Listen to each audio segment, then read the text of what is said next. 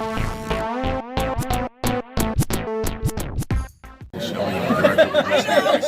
And here today I have Dennis Cowan and Alice Randall, and we're going to talk to you a little bit about her family. All right. Awesome. Hello. Hello. And by all means, you guys introduce yourselves and let them know what outlet you represent, please. Awesome.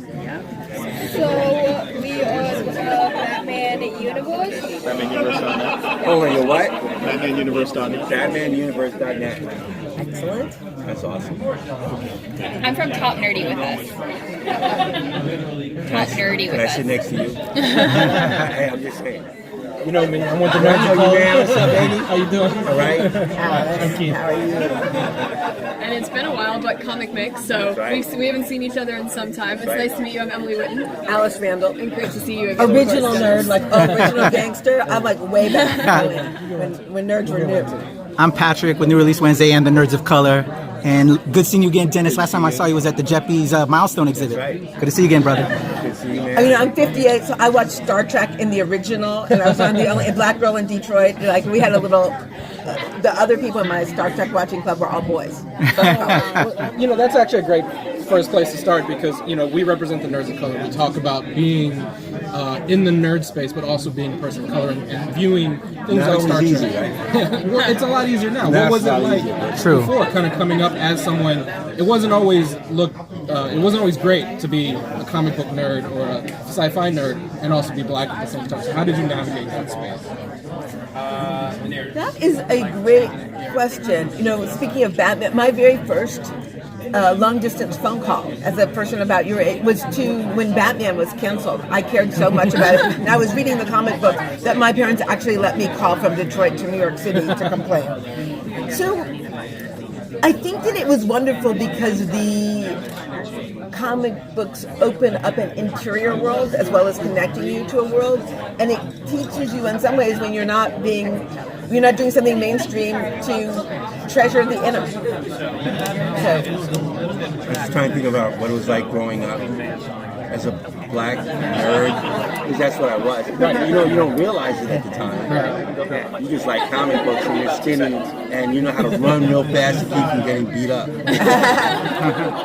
That's your training in nerddom. You know, you're right. Now it is a lot easier, but then you didn't. It's not like you thought about it like that, you know? Like you literally thought about, I'm going to go to comic books, I'm going to get my comic books, I'm going to try not to read them on the way home, so I got to look out for people, and then once you were safe at home, then, you know, you can And it's funny, both of my husbands who are were comic book nerds, and it's so funny because on each case, I was taken on my first honeymoon with him selling some of his comic books to take me on his collection, to take me an amazing collection, an amazing trip. And my second husband, when we were doing a variety of things, he too had an amazing comic book collection. So I married two black nerds. And then I think that, you know, one of the differences with me was that while I was being a black nerd, I was dreaming about drawing and creating them. You know, like I knew when I saw a comic book, that's what I wanted to do. Even though I didn't know that people really did them. You know, when you're a kid, you think they just kind of appear. You know, unless you're a very smart kid. I was not one of those kids. It took somebody telling me that somebody drew these. In fact, it was Derek Dingle. Yeah. Somebody draws these. The guy's name was Jack Kirby. I'm like, oh. Like he literally told me people drew them, and then I knew what I wanted to do. You mentioned earlier it's easier now to be a nerd of color than it was before. Is it also easier now to launch a universe of black heroes than it was in 1993? And why not? I don't know if it was ever easy. Anyone can launch anything, you know. Getting people to pay for it is you're asking, right? That's not easy because you're asking people to invest a whole lot of money in something that's untried, and that always takes some doing. It makes it worth it when you can actually do it, you know, because it's not easy. because there's more profit in it now, there's more competition. Right. I mean, that Right. simply because And more the stakes pressure are once higher. you get it. You know, once you sell the concept, once you do it, then it's really on. then everything really starts. The problems aren't over; they just start.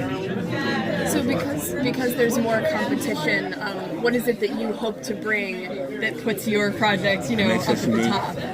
Well, it's how you look at competition. I don't look at other multicultural universes as competition. I don't look at what's going on with Black Spider-Man or whatever as competition. I look at it as opportunities. You can't have enough. You can't have enough Black multicultural universes. If you have 5 more, you'll still be 200 behind whatever's gone before, right? So the more the merrier. So it's not really competition. It's also an and, not a. It's exciting what Dennis Cowan and Reggie have been doing. Dennis, established this wonderful line that he's reaching out to new voices and old new voices, such as me, and expanding what kinds of voices are occurring in comic book work, who can create. And I think that's amazing that they are choosing to share the wealth, because they could be doing all of this themselves, and they are bringing in new people and expanding the pond of creators. Dennis, right before you guys sat down, we had the Black Lightning team seated there, and when we were talking to them before he got Black Lightning, he was very interested in bringing Milestone back. And then recently, I saw you on the Secret History of Comics talk about Milestone. Man, my Milestone heart is waiting. How close are we now? I know there's got to be interest going. Yeah, we're all talking. Like I said, that's why we're here. We'll see what happens. Okay. With all that stuff, I'm glad that there is interest in the Milestone characters in other media. That's great. Okay. What's really interesting? I'll tell you the power of what we do.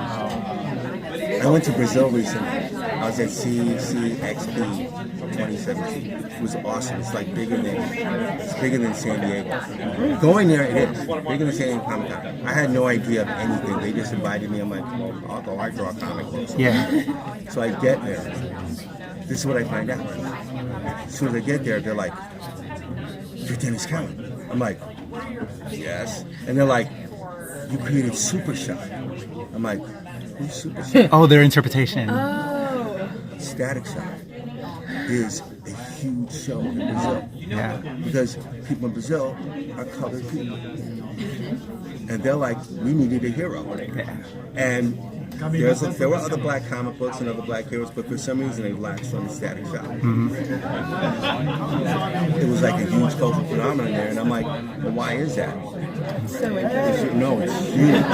It's like people dressed up as Static in a way past cosplay. In a way that it was like from the heart. Like, we're putting this stuff together. We have no money to do this. And we're putting this costume together because we want to show you how much it means to us. That's the impetus of why we're doing what we're doing. And that's the kind of impact that we can have in the medium outside of comic books. It was amazing. Awesome. And it kind of showed us that, how our ideas translate internationally and what we could do here even more. Awesome. Yeah, look out for it. Thank you. You have to line this up now. I know you need to get your shout out. So Yeah. placards and No worries. okay. Well, again, Dennis, on behalf of the Nerds of Color and Black Heroes Matter, thank you so much for Milestone. We're super excited. We can't wait. Thank you. And maybe give a shout out to the Nerds of Color. I'm Dennis Cowan from Milestone Media. This is Dallas Randall. And we want to give a shout out to the Nerds of Color. You guys are dope. Thank you so much, sir. Thank you.